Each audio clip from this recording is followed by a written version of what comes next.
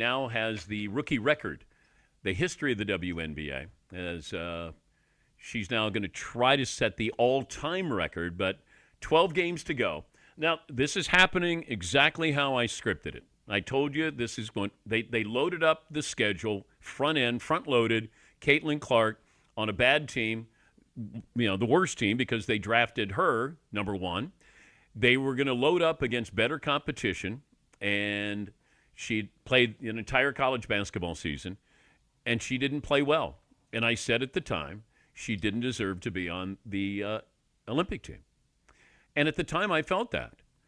But she got rest, the schedule not as demanding, and now you're seeing Caitlin Clark. And for everybody who talked about, she's just a shooter, she's already set the all-time rookie assist record.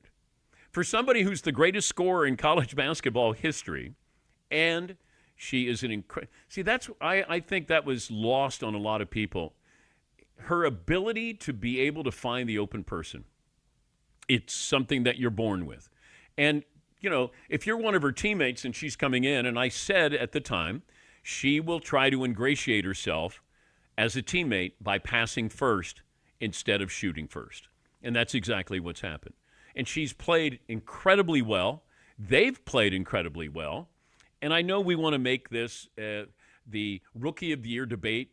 Angel Reese is a wonderful player. She just had 20 rebounds. She's a double-double, guaranteed. Absolutely. But anybody who tries to sell you on this is selling you on something to get clicks. That's all this is. This is a phenomenon.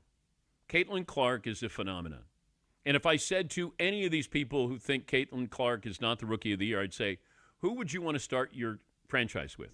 Now, I'm not going to put Asia Wilson in there. I'm just saying between these two.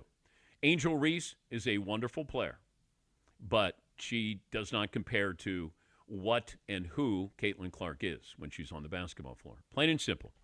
But we want to make it a debate, and I think that's just to get clicks. And look, Angel Reese, there's nothing that she does where you go, did you see her?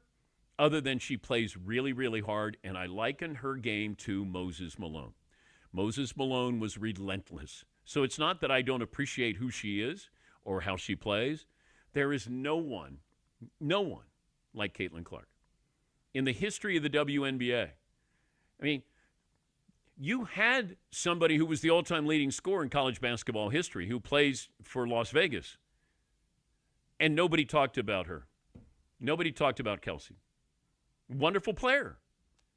Nobody talked about her. Caitlin Clark is just different.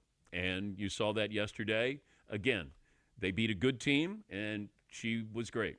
But her ability to get her teammates involved is what's going to stand out to me with her rookie season, to remind you of just how great she is seeing the floor. Yes, Paulie. And how much does the WNBA like it? The Indiana Fever look like they're going to make the playoffs.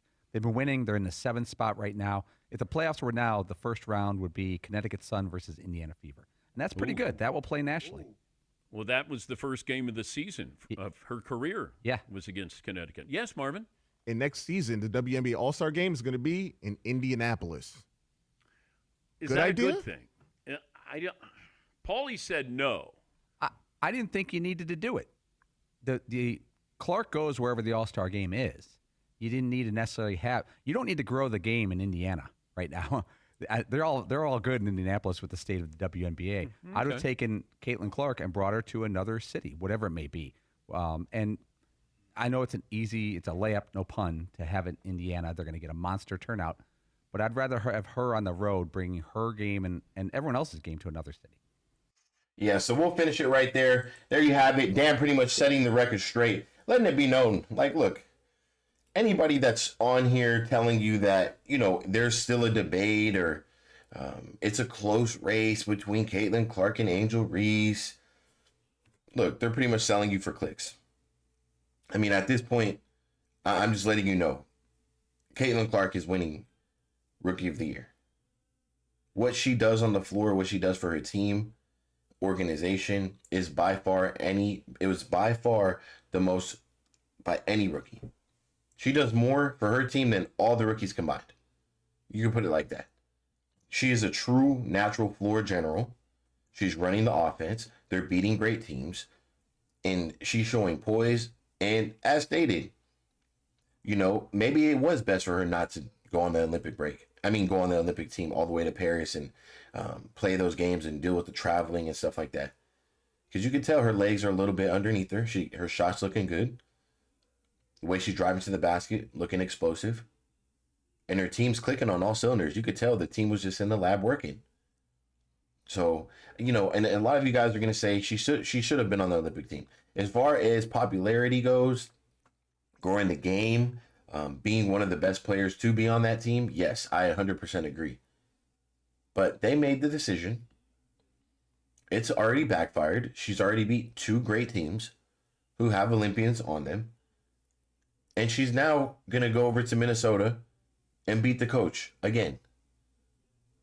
She's going to go over there and beat Reeves with the Indiana Fever in their house again, right in front of us. I'm telling you. So, yeah, as far as the Rookie of the Year stuff, pretty much just, shut it off. And I know, like I said earlier, it's going to be headlines. But I think at this point, that's done. It honestly is. Seriously. Like I said, Angel Reese have to do something absolutely spectacular. And it's nothing taken away from Angel Reese. Like stated, Angel Reese is a great player. Great player. But she's not a generational talent like Caitlin Clark. Yes, she's a rebound machine. She's going to out-rebound everyone. She's got her rebound strategy down. Offensively, I don't know, man. Her offensive skill set is like a 3. Just being completely honest. And if you know basketball, I think you would agree.